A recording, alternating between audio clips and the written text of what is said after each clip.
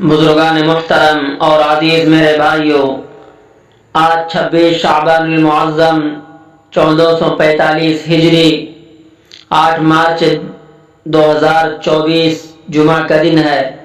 رمضان المبارک کے آنے میں کل 4-5 دن باقی ہے، تو ہمیں چاہیے کہ ہم شوق و ذوق کے ساتھ رمضان المبارک کا استقبال کریں۔ ایسا استقبال کہ جس طرح آپ علیہ السلام 2 مہینے پہلے رجب کا چاند دیکھ کر فرما رہے ہیں، پہلے سے اشتیاق ہے، پہلے سے انتظار ہے، اشتیاق عالم میں یہ دعا فرما رہے ہیں، اللہم بارک لنا فی رجب و شعبان وبلغنا رمضان۔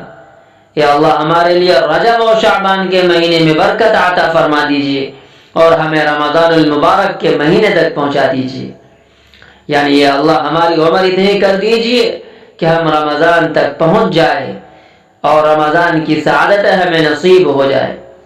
یہ رمضان المبارک کا استقبال ہے۔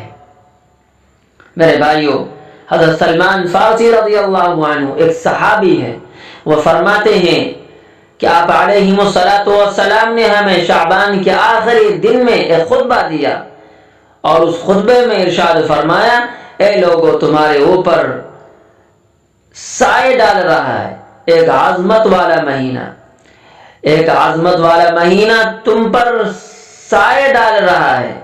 ایسا مہینہ ہے جو برکتوں والا مہینہ ہے، جس کو اللہ تعالیٰ نے برکتیں عطا فرمائی ہے۔ اس مبارک مہینے میں ایک رات ایسے آنے والی ہے جو 1000 مہینوں سے بھی بہتر ہے۔ اللہ تعالیٰ نے اس رمضان کے مہینے کے دنوں میں روزے رکھنے کو فرض قرار دیا ہے اور رات کے وقت میں کھڑے ہو کر عبادت کرنے کو نفل قرار دیا ہے۔ اللہ تعالیٰ نے روزے کو فرض قرار دیا ہے اور رات میں نفل یعنی تراویح کو سنت قرار دیا ہے۔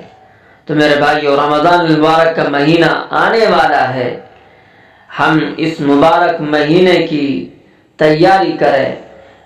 جب یہ مبارک مہینہ آ جائے تو اس مبارک مہینے میں ہم روزے کو بھی رکھیں اور تراویح کو بھی پڑھیں۔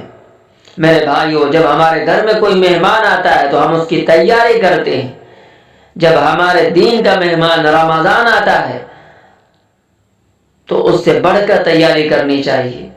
رمضان اللہ کا مہمان ہے، ہمیں اس کی تیاری کرنی چاہیے، جو ہماری تیاری چہروں سے نظر آئے، عمل سے نظر آئے، ہمارے کام سے نظر آئے، ہمارے معاملات سے نظر آئے، ہماری عبادت سے نظر آئے۔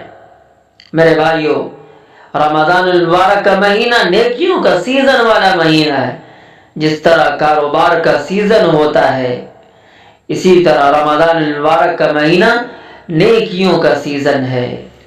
تو ہمیں چاہیے کہ ہم اس مبارک مہینے میں، جو مبارک مہینہ آنے والا ہے، اس میں ہم دن کو روزہ رکھیں اور رات میں تراویح کو پڑھیں، قرآن کریم کی تلاوت کریں۔